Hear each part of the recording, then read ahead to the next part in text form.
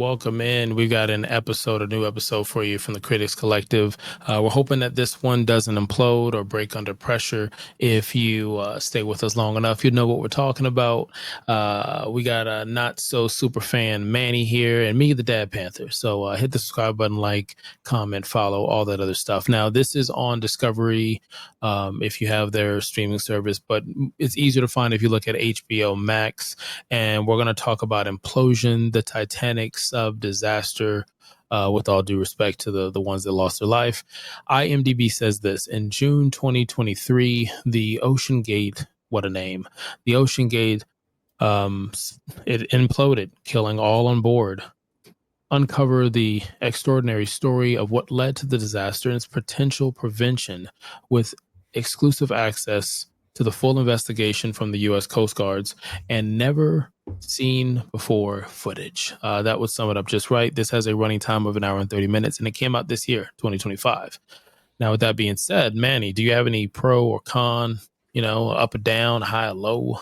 How you feel about this one? So when I first started watching it, what I like is, well, there's nothing to like about it because it was pretty messed up, the whole story. It's a little dark. Yeah, right there. Yeah. This documentary, I like the fact that they did show how incompetent, this guy was, especially for a billionaire. How, you have all these experts around you, but you still decide to go do what you want and not listen to expert in their field. But what I didn't like, to not go into much detail, is that they didn't push further. It's like towards the end of this documentary, in a way they try to, I'm not saying he's not a human, but they try to humanize him. Okay. Make you feel some sort of, I don't know if it's me, but it just felt like they try to make me feel bad for him in a way. Okay. For his bad decision, which affected, a few people, even that kid that shouldn't have been there. He probably was the only innocent person that shouldn't have been there. Oh, and we almost lost Josh Gates because of this guy. Yes.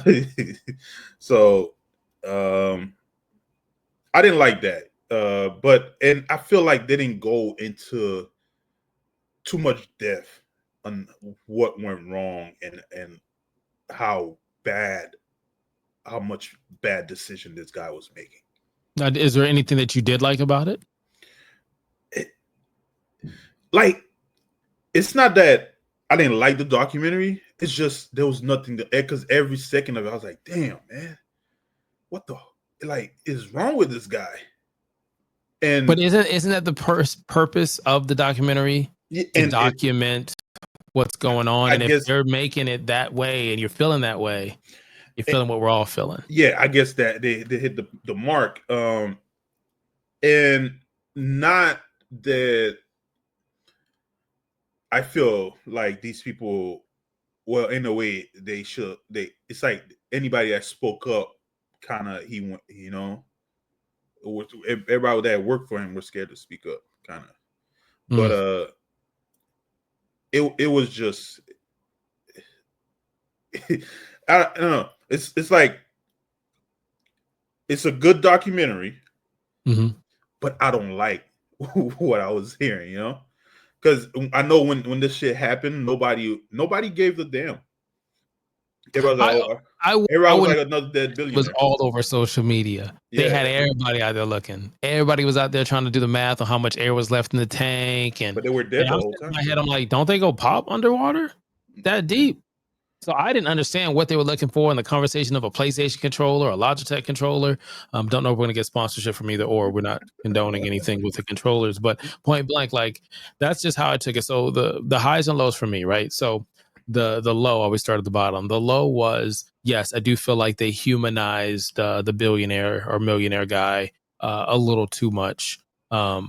I'm not saying villainize the guy, but you present the information and you let us make that determination. I felt like they were kind of pushing a different way. Yes, we almost lost basically somebody who would have really made this so much, like, it was global, it was social media, it was pop buzz, but to lose someone, Josh, I think his name, for hosting a show where he was basically weeks or months away from, it could have been him, going through that. The thing I didn't like about it was I wanted more information on what went wrong with this. When I watch something that is a Titanic documentary, Titanic, um, there's so much they break down visually on why the Titanic sunk and how it sunk and how it rests at the bottom and what happens to the people and the lives um, after the fact. And I felt like I didn't get that from this. They didn't break it down to me like science wise. They didn't show this is what happens to a soda can or a piece of styrofoam so many meters down. And they didn't go into the technological part of it, kind of letting us know what I know from someone who likes science is it's easier to go explore space than it is the ocean. It's just so many unknowables and the pressure of going down deep enough to really see and discover anything new. Now, the things I did like about it is Pamela Gordon is the director. I thought she did a great job of conveying the message of there was something wrong and not enough people brought it to their attention. But at the same time, when you're in a circle of wealth, I think a lot of it goes by the wayside. And we did I think it was Movie Pass, or maybe it wasn't Movie Pass. I can't remember what it was, but it was the documentary. And there's a book where there were shareholders and kind of what they did to that company from the idea that these two individuals had, and watching just in that room of board of executives how things just go sideways because you're not in the room where it happens. So I just think that she did a good job of showcasing that and getting that emotion. Because like you, I kept saying, "Wait, they let what happen?" And then they still put it back out there. There was what they did what? And it's Canada and it's freezing. And they said don't put it outside in the garage.